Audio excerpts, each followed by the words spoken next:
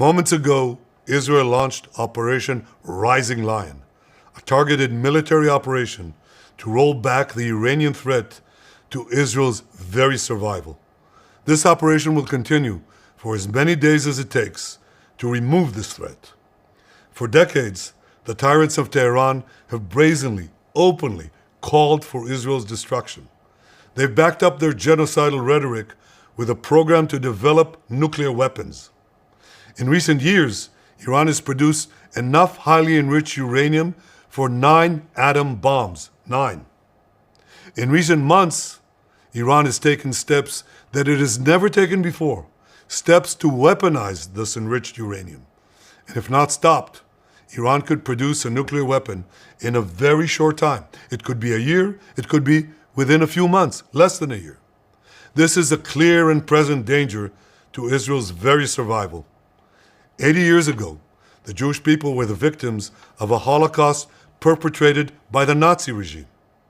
Today, the Jewish state refuses to be a victim of a nuclear Holocaust perpetrated by the Iranian regime.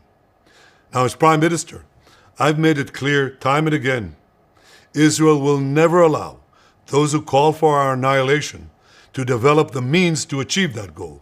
Tonight, Israel backs those words with action.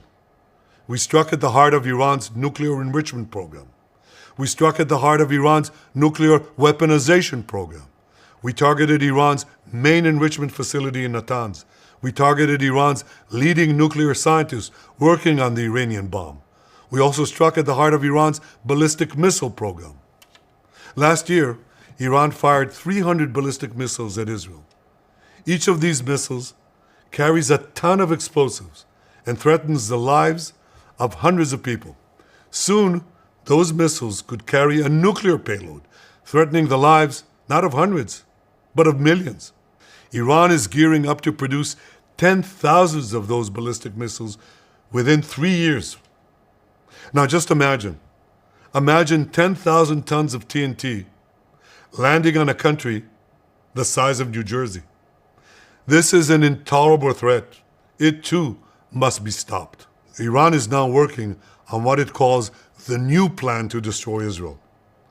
You see, the old plan failed. Iran and its proxies tried to encircle Israel with a ring of fire and to attack us with the horrible attack of October 7th. But the people of Israel, the soldiers of Israel, rose like lions to defend our country. We crushed Hamas, we devastated Hezbollah, we hit Iranian proxies in Syria and Yemen. And when Iran directly attacked us twice last year, we struck back inside Iran itself. Yet in defending ourselves, we also defend others. We defend our Arab neighbors. They too have suffered from Iran's campaign of chaos and carnage. Our actions against Iran's proxy Hezbollah led to the establishment of a new government in Lebanon and the collapse of Assad's murderous regime in Syria. The peoples of those two countries now have a chance for a different future, a better future. So too do the brave people of Iran, and I have a message for them. Our fight is not with you.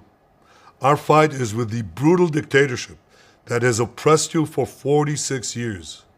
I believe that the day of your liberation is near. And when that happens, the great friendship between our two ancient peoples will flourish once again.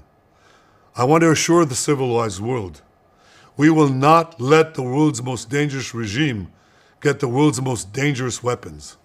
And Iran plans to give those weapons, nuclear weapons, to its terrorist proxies. That would make the nightmare of nuclear terrorism all too real. The increasing range of Iran's ballistic missiles would bring that nuclear nightmare to the cities of Europe and eventually to America. Remember, Iran calls Israel the small Satan. It calls America the great Satan. And this is why for decades, it's led millions in the chants of death to Israel and death to America. Today, Israel is responding to those genocidal calls with action and with a call of our own. Long live Israel and long live America. Our action will help make the world a much safer place. I want to thank President Trump for his leadership in confronting Iran's nuclear weapons program. He has made clear time and again that Iran cannot have a nuclear enrichment program. Today, it is clear that Iran is just buying for time. It refuses to agree to this basic requirement of peaceful nations. That is why we have no choice but to act, and act now. The hardest decision any leader has to make is to thwart a danger before it is fully materialized. Nearly a century ago, facing the Nazis, a generation of leaders failed to act in time. They were paralyzed by the horrors of World War I. They were determined to avoid war at all costs, and they got the worst war ever. They adopted a policy of appeasement. They closed their eyes and ears to all the warning signs. That failure to act resulted in World War II, the deadliest war in history. It claimed the lives of 60 million, including 6 million Jews, a third of my people. After that war, the Jewish people and the Jewish state vowed, never again. Well, never again is now. Today, Israel has shown that we have learned the lessons of history. When enemies vow to destroy you, believe them. When enemies build weapons of mass death, stop them. As the Bible teaches us, when someone comes to kill you, rise and act first. This is exactly what Israel has done today. We have risen like lions to defend ourselves.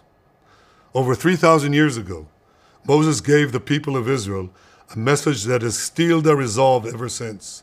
Be strong and courageous, he said. Today, our strong and courageous soldiers and people stand together to defend ourselves against those who seek our destruction.